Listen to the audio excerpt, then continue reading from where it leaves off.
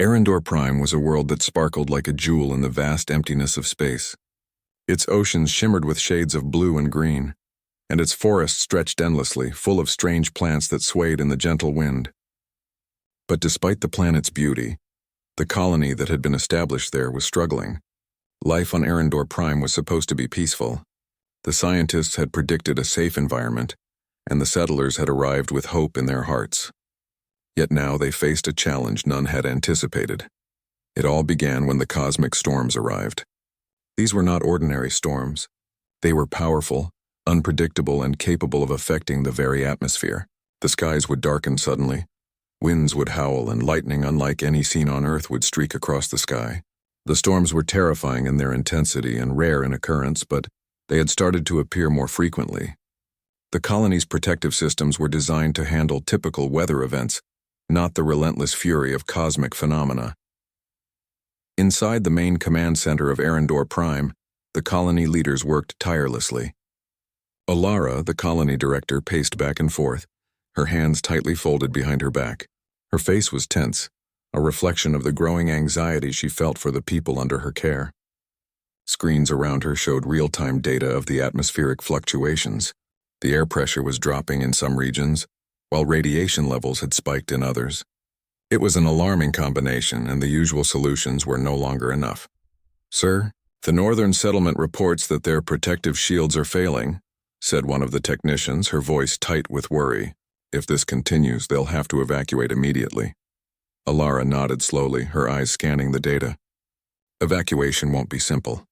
The terrain there is rough, and the storms are unpredictable. We need help, reinforcements." The decision was made to send a distress signal to the nearest galactic command outpost. Every message sent through interstellar communication carried urgency, but this one was particularly desperate. The survival of thousands depended on it, and the colony could not afford to wait for standard reinforcements. They needed experts, those who could handle situations beyond the ordinary, beyond what even the most trained scientists and soldiers could manage. Days passed with no immediate response, and tension grew among the settlers. The cosmic storms did not wait for help. They struck when least expected, forcing the colonists to hide in shelters or risk exposure to the worsening conditions. Children clung to their parents, and the elders whispered prayers and stories of other worlds, hoping that some kind of divine mercy might protect them. The colony's engineers worked around the clock, trying to stabilize the atmosphere, but each solution seemed temporary. It was clear that conventional methods alone would not save them. Then a message arrived. It was not like the usual calm, bureaucratic responses the colony often received. Instead, the transmission was sharp, immediate, and oddly confident. "Reinforcements are on the way. Estimated arrival 3 days. Be prepared for unusual assistance." The colony leaders exchanged uneasy glances. "Unusual assistance?" Alara repeated. "What does that mean?" Before anyone could answer, a new fleet entered Arendor Prime's orbit. Unlike the sleek, clean ships the colony was used to seeing, these vessels looked rugged, almost battle-worn. They bore marks and scars from previous encounters, evidence of long journeys through dangerous space. The colonists watched in astonishment as the ships landed. The landing pads shook slightly with the force of the ships touching down. When the doors opened, figures emerged, humans unlike any the settlers had met before. They were tall, strong, and moved with a precision that seemed almost unnatural.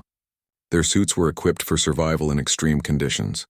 Reinforced boots, helmets with multiple filters, and flexible armor designed to protect in ways the colonists could barely imagine. One of the newcomers stepped forward, his movements calm and deliberate. He was tall, with sharp eyes that seemed to take in every detail at once. This was Kale, the leader of the group known across the galaxy as Deathworlders. Unlike normal humans, the Deathworlders were trained to survive environments that could kill others instantly. Their bodies were conditioned for strength, endurance, and rapid adaptation. But it was not just their physical ability that set them apart. It was their mindset, their way of thinking that allowed them to see solutions where others saw only danger.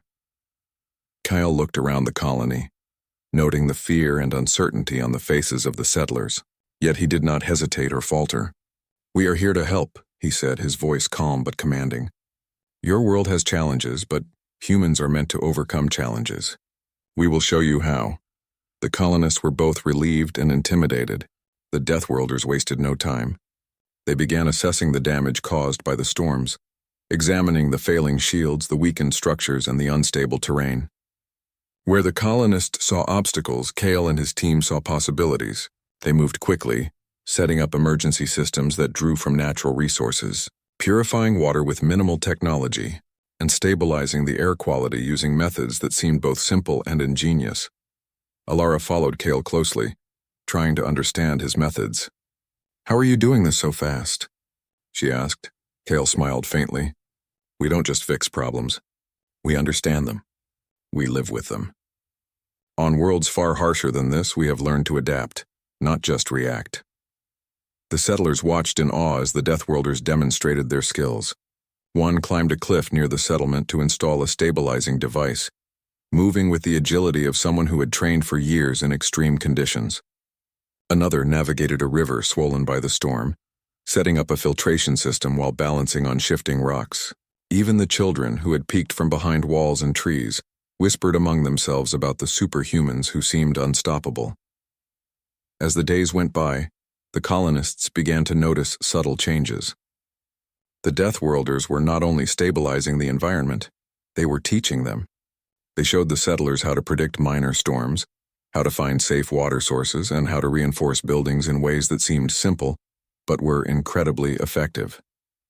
The colony was transforming under their guidance, and a sense of hope began to return. Yet Kyle always reminded them of the truth. "This is not just about surviving storms," he said one evening, as the settlers gathered in the central hall. "It is about preparing for the unexpected. Your planet is beautiful, but it will test you. You must learn to think, act, and endure beyond what you believe possible." The colonists listened carefully. They realized that help had come not in the form they expected.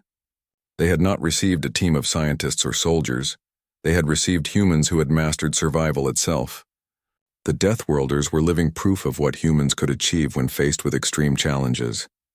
And as the cosmic storms continued to sweep across the planet, the settlers of Arendor Prime began to see the difference. They were no longer merely waiting for rescue. Under Kale's guidance, they were beginning to adapt, to learn, and to embrace the challenge of survival. For the first time since the storms began, hope was no longer a fragile thing. It was growing, strong and certain, like the humans who had arrived to show them the way. By the end of the first week, the colony had stabilized enough to begin long-term planning. The Deathworlders had installed systems that would endure future storms, taught key survival skills to the settlers, and shown that humans could thrive even in a world that seemed determined to challenge them. The colonists felt a new sense of confidence, knowing that they were not alone, and that their potential, guided by extraordinary humans, was far greater than they had ever imagined. Kyle observed quietly, satisfied with the progress. He knew the real test was still ahead. The storms had only revealed the fragility of the colony. Greater challenges would come, but he had no doubt. Humans, when pushed to their limits, could rise above any obstacle. Arendor Prime was about to witness the true power of human adaptability, and the settlers were about to become a part of something far greater than they had ever imagined. The Deathworlders had arrived not just to help, but to awaken something dormant in every human heart.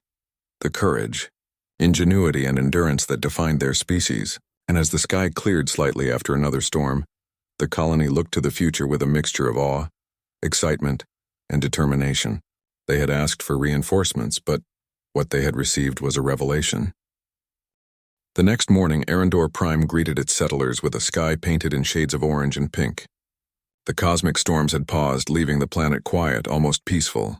But the colonists knew it was only temporary. They had witnessed the sheer power of the storms, and now, with the Deathworlders among them, they felt a mixture of relief and curiosity. Kale and his team began moving through the colony with purpose. Every step they took seemed deliberate, every glance calculated. Unlike the settlers, who were still cautious and uncertain, the Deathworlders carried an air of calm mastery. They had faced far harsher worlds, and Arendor Prime, for all its challenges, was a manageable task in comparison. The colonists gathered at the main square, watching as the newcomers organized themselves. They moved in harmony, coordinating silently, almost like dancers following an unspoken rhythm. One of them carried a heavy container of purified water, effortlessly across rough terrain. Another set up a compact solar array on top of a hill, ensuring a steady energy supply. It was clear that these humans had been trained to not only survive but to thrive in conditions that would overwhelm ordinary people. Alara approached Kyle, her expression a mix of awe and concern. "Your team moves fast and you seem unshakable," she said. "How do you do it?" Kyle glanced at her, his eyes calm but intense. "We prepare for the unexpected. We observe, learn, and adapt. Arendor Prime is not hostile yet, but it tests its inhabitants. The sooner you learn to read the planet, the safer you will be." Alara nodded slowly. She could see the wisdom in his words, but it was more than wisdom. It was experience. Hard-earned and tested in places no human of the colony had ever seen. The first day of the Deathworlders' work involved surveying the entire settlement. Kale led his team through the forests, across rocky hills, and along the riverbanks. The settlers followed, some hesitantly, some with fascination. Everywhere they went, Kale explained the environment. Which plants could provide clean water, which minerals could strengthen their structures, and which natural formations could serve as protective barriers during storms. One young settler, Lyra, walked beside Kale, her eyes wide with curiosity. "Do you ever get scared?" she asked, her voice barely audible over the soft rustling of leaves. Kale smiled faintly. "Fear is natural," he said, "but we don't let it control us. Instead, we use it as a signal. It tells us to pay attention, to be prepared, to respect the environment. That is how humans survive, by learning from their fears, not hiding from them." The settlers listened carefully, absorbing every word. For many, this was the first time they understood that survival was not about technology alone. It was about awareness, adaptation, and courage. By midday, Kale's team reached a ridge overlooking the colony. From there, the settlers could see the full scale of their world, the forests stretching endlessly, the rivers winding like silver ribbons, and the mountains standing tall in the distance. The view was beautiful, but Kale's attention was on the details that others might miss. "See the dark patches in the forest?" he asked, pointing toward a cluster of trees near the river. "Those are areas where soil erosion is beginning. If a storm hits again, these sections could collapse, potentially cutting off water supply routes. We'll reinforce them, and I'll show you how." One of the settlers, a man named Darren, frowned. "Is it really possible to fix that quickly?" Kale's eyes gleamed with quiet confidence. "With the right methods and the right people, yes. And today, you will become part of that right group." The following hours were a whirlwind of activity. The Deathworlders moved with precision, instructing the colonists as they worked.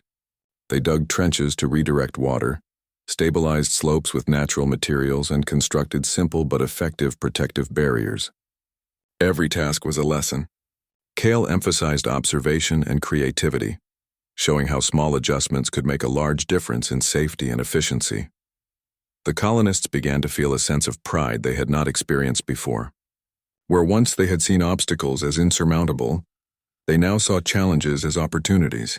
With guidance, their hands learned new skills, their minds understood the patterns of the land, and their spirits grew stronger. By evening, the work was done, and the colony looked markedly improved. The settlers gathered to watch the sunset, a peaceful orange glow reflecting off the river. For the first time in weeks, they felt a sense of control over their world.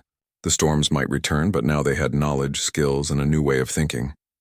Kale observed the scene quietly, his mind already planning the next steps. He knew that stabilization was only the beginning. True survival required more than fixing structures. It required a change in mindset. Humans were remarkable, but many had forgotten their own potential. The Deathworlders had come not only to assist, but to awaken that potential. The following day, Kale began a new phase of their work: training. He gathered small groups of settlers, pairing them with Deathworlders who had specialized skills. Some groups learned navigation and observation, discovering how to read subtle changes in the environment that could signal an approaching storm. Others focused on resource management, learning to use what the planet offered without exhausting its natural balance. Even children participated, learning basic skills such as safe plant identification and water purification.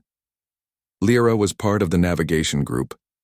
She followed Kale through a narrow forest path, her eyes scanning every leaf, every shadow. Kale pointed out patterns in the wind, the sounds of distant water, and even subtle changes in light that indicated movement nearby.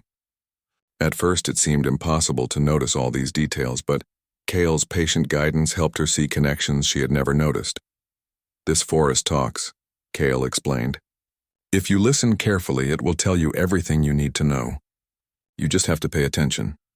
By the end of the day, Lyra and her group could predict small shifts in the weather and identify safer paths through the forest. They had learned to trust their senses, their instincts, and each other, a fundamental lesson in survival that technology alone could never teach.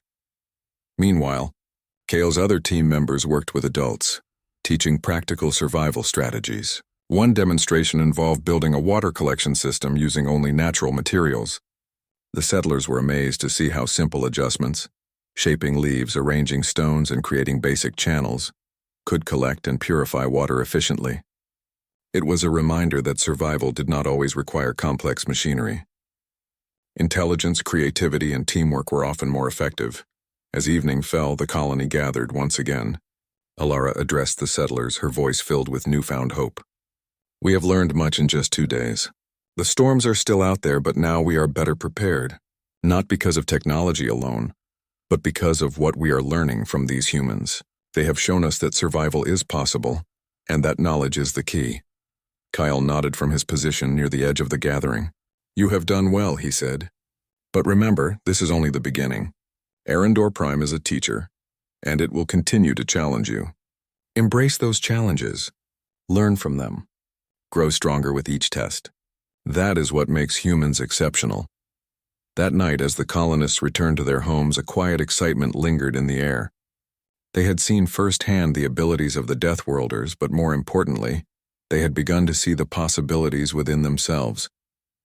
Even in a world as unpredictable as Arendor Prime, they were no longer passive observers. They were learners, explorers, and adapters, ready to face whatever came next. Kale and his team stood at the edge of the colony, observing the lights flickering across the settlement. The planet was still dangerous, the storms not yet gone, but the progress was undeniable. The settlers were changing, growing in ways that would ensure not only their survival but their potential to thrive. "This is what I hoped for," Kyle said quietly to one of his team. "Not just fixing structures, not just providing assistance, but awakening the humans. They will survive and they will grow beyond what they imagine." And with that, Arendor Prime settled into the calm of night, the first real calm they had experienced in weeks. But the colonists knew the calm was temporary.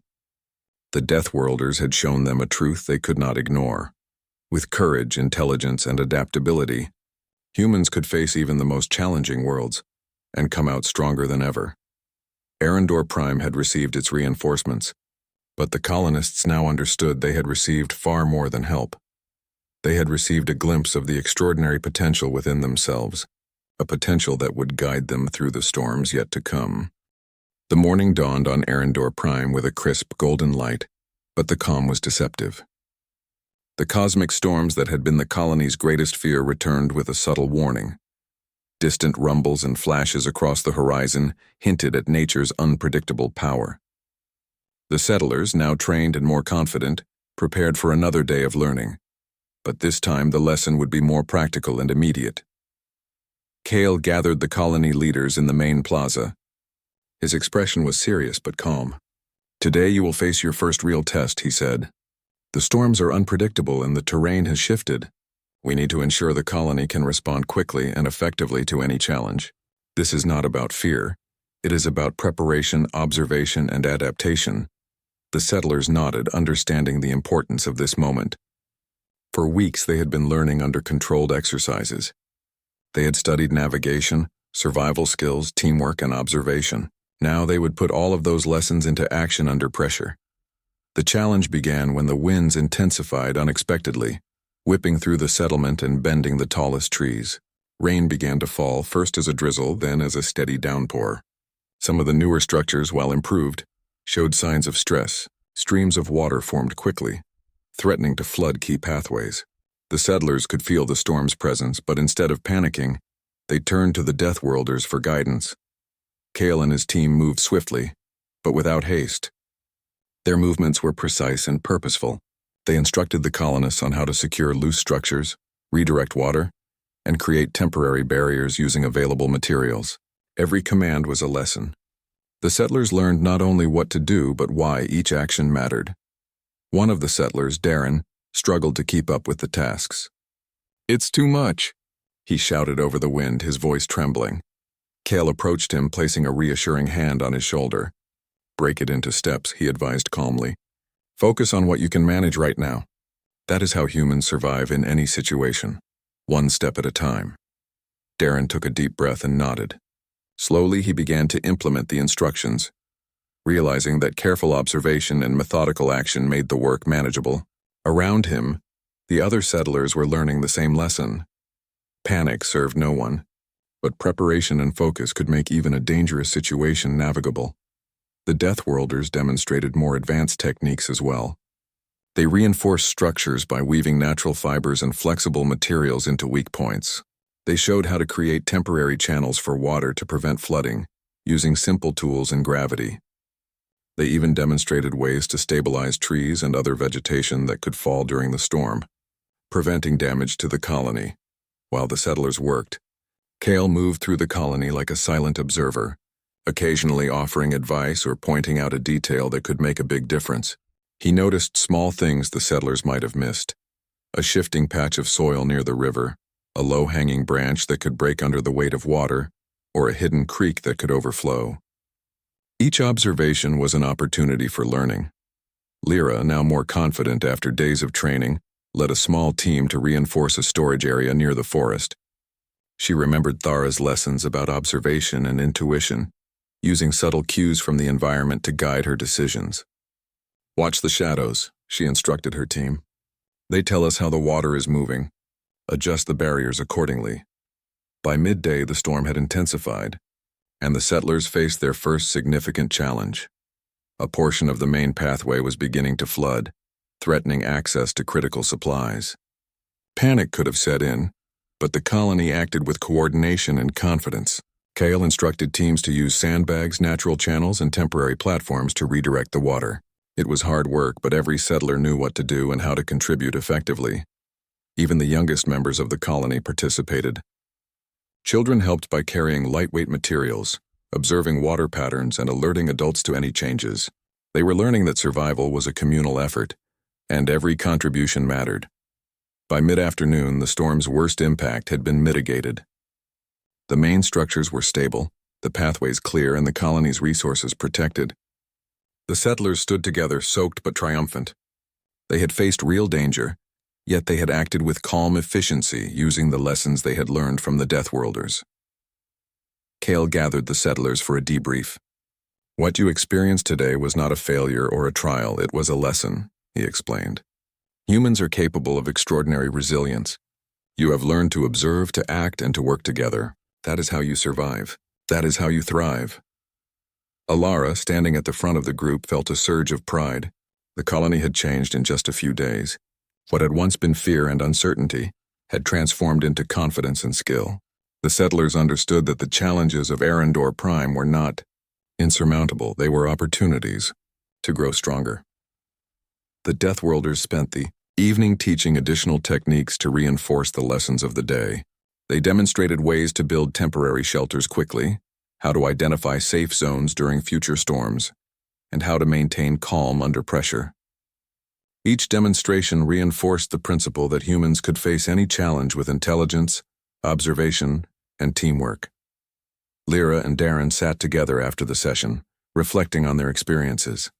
"I never thought I could handle something like today," Darren admitted. "But I did. We all did," Lyra nodded. "It's because we learned how to think differently. We're not just waiting for the storms to pass anymore. We're preparing for them, understanding them, and acting before they become dangerous." Kyle watched from a distance, listening to their conversation with quiet satisfaction. This was exactly what he had hoped to achieve. The settlers were beginning to embody the principles of Deathworlders: awareness, adaptability, and courage. The storms had tested them, and they had passed. The following day brought another surprise. A sudden shift in the weather caused a minor landslide near the northern settlement. In the past, such an event would have caused panic and disorganization. This time, however, the settlers responded immediately, using the skills they had learned. They redirected debris, reinforced weak points, and ensured that no one was trapped or injured.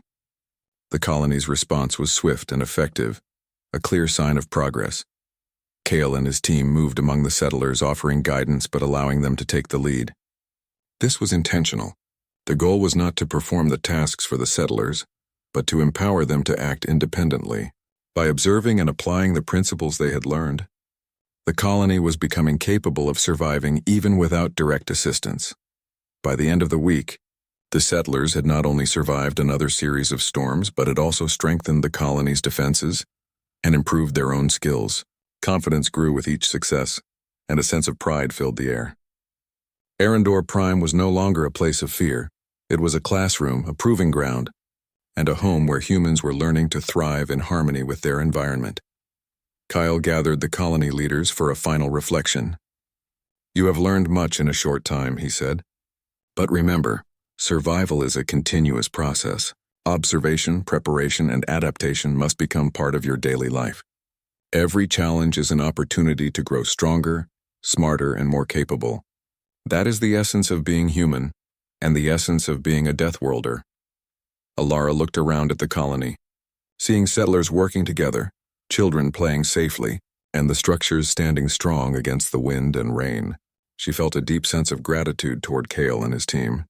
The Deathworlders had not only saved the colony, but had also awakened the settlers' potential. They were no longer passive participants in their own survival. They were active learners, thinkers, and doers. As night fell over Arendor Prime, the colony settled into a calm that felt earned. The storms had tested them, and they had risen to the challenge. Under the guidance of the Deathworlders, the settlers had learned the value of preparation, observation, and collaboration. They had discovered that human resilience was not just a trait, but a skill that could be developed, owned, and applied to any challenge. Kale stood quietly at the edge of the colony, watching the lights twinkle in the darkness. The planet was still unpredictable, and greater challenges would come, but he had no doubt that these settlers were ready. They had learned to trust themselves, to trust each other, and to embrace the lessons of their world. Arendor Prime had tested them, but the settlers had proven that humans could rise above fear, act with intelligence, and thrive under pressure. The Deathworlders had arrived as reinforcements, but their true gift was far greater. They had shown the settlers the extraordinary potential that lay within themselves, waiting to be awakened. The days on Arendor Prime passed with a rhythm that was both productive and transformative. The settlers, once uncertain and fearful, had begun to embrace their new skills. Under the guidance of the Deathworlders, the colony was no longer merely surviving, it was evolving. Every sunrise brought new lessons, and every sunset brought reflection on how far they had come. Kyle observed the colony with quiet satisfaction. The previous weeks had focused on survival and immediate challenges, but now it was time to expand the settlers' capabilities. Today, he would teach them how to plan for the long term, how to turn their knowledge into lasting improvements, and how to think like humans who could thrive anywhere. He called the colony leaders to a meeting at the central plaza. The plaza, once a simple gathering space, had been reinforced and expanded with lessons learned from the storms. Its elevated platforms provided a clear view of the surrounding terrain, and makeshift structures had been strengthened and improved. The settlers were beginning to understand that the world could be shaped through intelligence, planning, and hard work. Today, Kyle began, we focus on growth and sustainability. Survival is important, but thriving is the goal. You have learned to react to challenges, but now you will learn to anticipate and create solutions that last. The settlers listened intently. It was one thing to survive a storm or a landslide. It was another to build a colony that could withstand future challenges and grow stronger over time. Kale led them on a tour of the settlement, pointing out areas that could be improved and explaining the reasoning behind each suggestion. Near the river, he demonstrated how to create a small irrigation system using natural slopes and channels. Water is life, he explained. If you understand how it moves and how to guide it, you can sustain your crops, reinforce your structures, and prepare for storms. This is an example of thinking ahead, of working with nature rather than against it. The settlers were fascinated. They had relied on automated systems and technology before, but now they saw that simple observation, creativity, and logic could produce results that were both efficient and sustainable. Lyra and her friends were tasked with expanding the colony's food resources. Using techniques shown by the Deathworlders, they created raised beds for crops, arranged to collect rainwater, and planted a variety of vegetables that could survive even if conditions changed suddenly. Each adjustment was carefully calculated, considering soil quality, sunlight, and water flow. "This is amazing," Lyra whispered to her friend Darren. "I never thought we could do so much with just plants and water. It feels like we're building our future with our own hands." Darren nodded, pride in his voice. "It's more than survival now. We're creating something that will last. We're learning to be self-sufficient." Meanwhile, Kyle led another team to inspect the colony's shelters.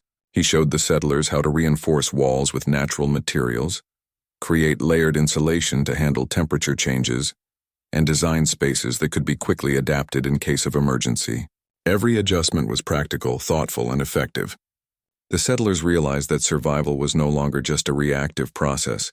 It was proactive, and it could be learned and improved over time. By midday, Kale gathered everyone for a group exercise. "We will conduct a simulation," he explained. "This will test your ability to plan, organize, and adapt together. You will not face real danger, but you will face challenges that require teamwork and creative thinking." The settlers divided into teams. Each team was given a scenario: a sudden change in weather, a disruption in water supply, or a partial collapse of a structure. They had to respond quickly, using their knowledge and skills to stabilize the situation. The Deathworlders observed, offering guidance but allowing the settlers to take the lead. Lyra's team faced a scenario where a minor landslide had blocked part of the irrigation channel. At first, panic set in, but Lyra remembered Kyle's teachings: observe, plan, and act. She directed her team to assess the slope, redirect the water using temporary channels, and reinforce the banks with stones and soil. By working together, they resolved the issue efficiently and safely. Other teams faced similar challenges. Each situation required thinking, creativity, and coordination. Some settlers stumbled at first, but guidance from the Deathworlders helped them see solutions they had overlooked. By the end of the exercise, the entire colony had improved not just their physical structures, but their confidence in problem-solving. As the sun began to set, the settlers gathered for reflection. Kale spoke quietly but with authority. "What you did today is proof that humans are capable of more than survival. You can think, plan, and create solutions that last. That is what makes humans exceptional. You are no longer just reacting, you are building, growing, and thriving." Alara looked around at the settlers. She saw determination in their eyes, skill in their hands, and pride in their accomplishments. "This is more than I imagined," she said softly. "The Deathworlders have not only saved us, they've shown us how to become something greater than ourselves." That night, Kyle and his team held a special session with the young settlers. They shared stories of worlds far harsher than Arendor Prime, where humans had adapted to survive in deserts of acid rain, frozen ice plains, and dense jungles filled with challenges. The stories were inspiring, but the message was clear. Human potential was limitless when combined with observation, creativity, and teamwork. Lyra listened closely, imagining herself facing challenges on distant worlds. The stories filled her with excitement and determination. She realized that the lessons she learned today were not just for survival. They were preparing her for a future where humans could thrive anywhere. The following morning, Kyle introduced a new task: expanding the colony's perimeter. This was not just about protection. It was about understanding the planet and how humans could interact with it responsibly. The settlers worked in teams to survey the land, identify safe areas for expansion, and mark zones where resources could be harvested sustainably. Kale emphasized careful observation. "Every action has consequences," he said. "If you take resources without understanding the environment, you risk imbalance. Humans thrive when they work with their world, not against it." The settlers learned to respect the planet's natural rhythms. They observed the patterns of rainfall, the direction of winds, and the growth of plants. By combining knowledge with careful planning, they created zones that would provide food, water, and shelter without harming the environment. Darren marveled at their progress. "It's incredible," he said. "We're learning how to think like the Deathworlders. We're not just surviving, we're creating a sustainable future." Kyle smiled faintly. "That is the goal. Humans are remarkable when they understand themselves and the world around them. You are learning to see opportunity in challenges, and that is what sets humans apart. By the end of the week, the colony had grown significantly. New irrigation channels flowed steadily, crops were thriving, shelters were reinforced, and the settlers had developed a sense of pride and independence.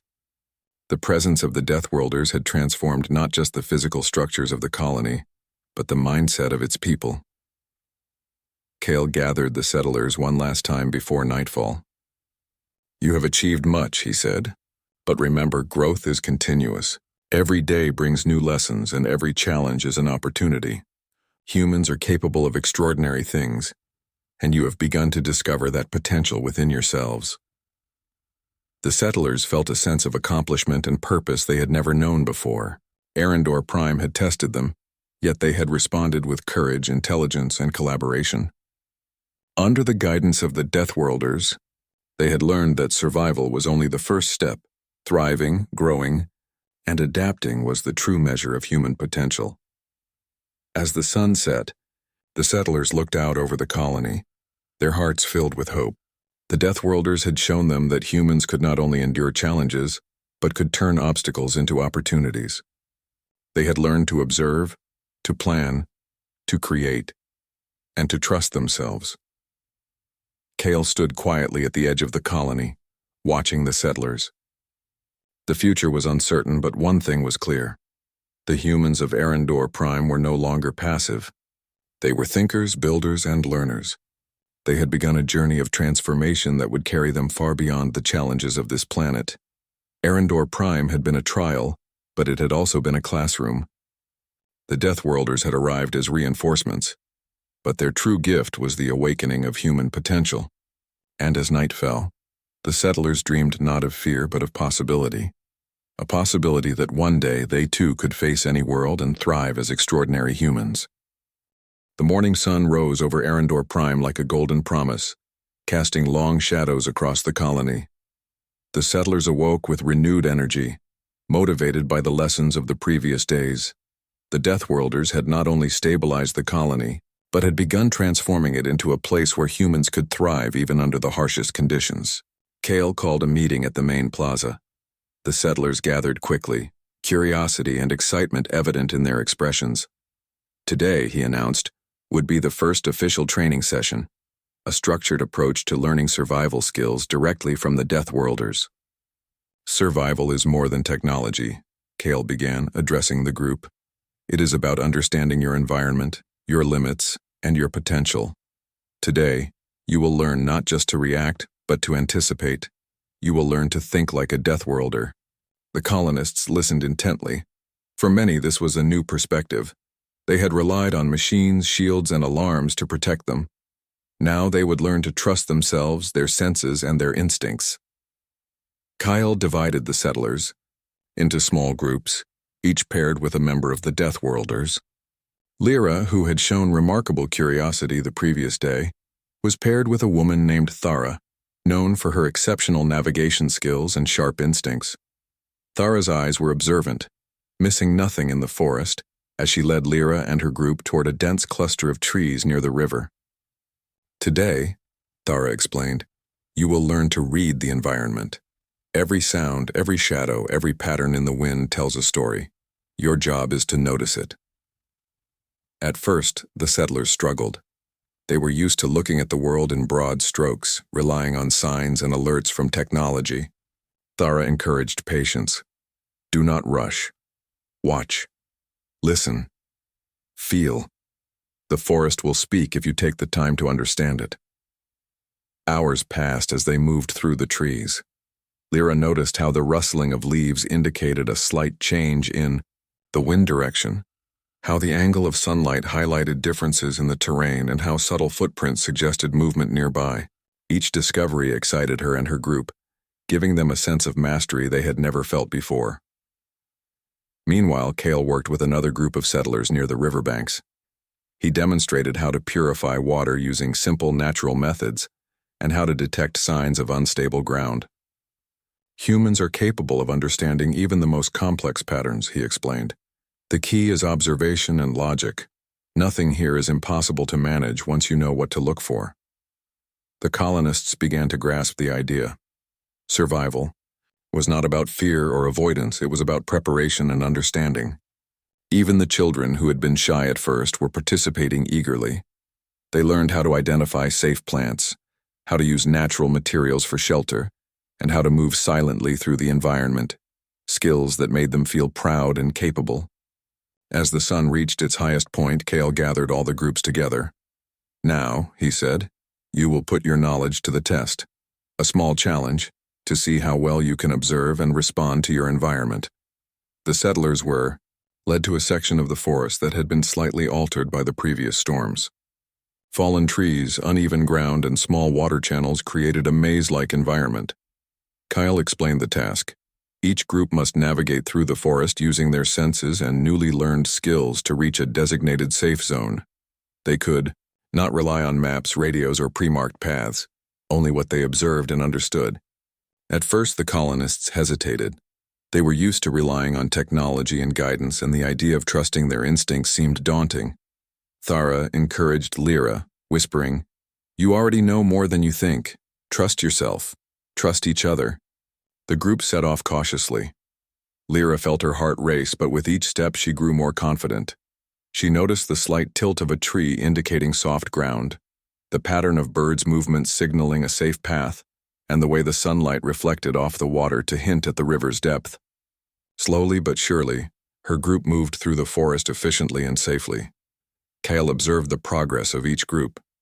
Some struggled, but he intervened gently, offering subtle hints rather than direct instructions. His goal was not to complete the task for them, but to help the colonists discover their own problem-solving abilities. By the end of the exercise, every group had reached the safe zone, some faster than others. But all had learned important lessons about awareness, adaptability, and teamwork. After the exercise, the settlers gathered for a break near the river. The water sparkled under the afternoon sun, reflecting their tired but excited faces. Alara approached Kyle, a smile on her lips. "They've learned more in 2 days with you than we could have taught in months," she said. Kyle shook his head slightly, smiling. "I did not teach them anything they could not learn themselves. I only showed them how to pay attention, how to trust their instincts, and how to adapt. That is the essence of survival. Technology can help, but it cannot replace human intelligence and courage." As the sun began to set, Kale and his team worked with the settlers to reinforce the colony's structures once more. They used natural materials and clever designs to strengthen buildings against potential storms. Every action was a lesson in engineering, resourcefulness, and collaboration. The colonists worked alongside the Deathworlders, feeling a sense of accomplishment they had never experienced before. That evening, the settlers gathered around a large fire in the central plaza. It was a moment of reflection and community. Children played nearby, showing off skills they had learned during the day. Adults shared stories of their experiences navigating the forest and observing subtle environmental cues. For the first time, the colony felt unified not only by necessity, but by shared growth and achievement. Kale stood quietly at the edge of the group watching. He knew that transformation took time, but the progress was undeniable. The settlers were beginning to understand that survival was not about reacting to danger alone. It was about anticipating, learning, and working together. Later, as the stars emerged in the night sky, Kale called a few of the settlers aside for a conversation. "The skills you are learning now are only the beginning," he said softly. "One day you may face challenges that are even greater than storms or predators. But if you continue to observe, learn, and trust yourselves, you will overcome them." Lyra listened intently. She felt a sense of pride swelling in her chest. For the first time, she truly understood what Kale meant about human potential. It was not just about surviving. It was about growing stronger, smarter, and more capable with each challenge. The next morning, Kyle introduced the settlers to another aspect of survival: teamwork under pressure. He created exercises where groups had to solve problems collaboratively, such as building temporary shelters quickly using only the resources around them, or finding safe routes through difficult terrain. The settlers learned to communicate more effectively, to listen to one another and to trust the judgments of their peers. Over the following days, the colony transformed further. The settlers became more confident in their abilities, more aware of their surroundings, and more resilient. Even minor challenges, like a sudden rainstorm or a fallen tree, were met with calm efficiency rather than panic. The Deathworlders' influence was evident not only in the colony's structures, but in the very mindset of the people. By the end of the week, Alara reflected on the progress. The colony that had once been fearful and uncertain was now a community capable of facing its environment with confidence. The settlers had learned that survival was not about waiting for help. It was about preparation, observation, and adaptation. The Deathworlders had not only stabilized Arendor Prime, but had instilled in the colonists a profound understanding of their own capabilities. Cale observed quietly, a sense of satisfaction settling over him. The settlers were no longer passive. They were learners, explorers, and adapters. They were beginning to embody the principles that had allowed Deathworlders to thrive on worlds far harsher than Arendor Prime. As the sun set on the horizon, casting long shadows across the colony, Cale knew that this was only the beginning. The real test had yet to come. The storms were unpredictable and the planet still held many secrets, but the settlers were no longer unprepared. They had learned to observe, to adapt, and to trust themselves. They were ready for whatever challenges lay ahead. Arendor Prime had received its reinforcements, but the true gift was far greater than physical assistance. The Deathworlders had shown the colonists how to awaken their potential, to see the extraordinary within themselves, and to face challenges with courage and intelligence. And as the night deepened, the settlers dreamed not of fear but of possibility. A possibility that one day, they too could be Deathworlders, capable of thriving anywhere the universe might take them.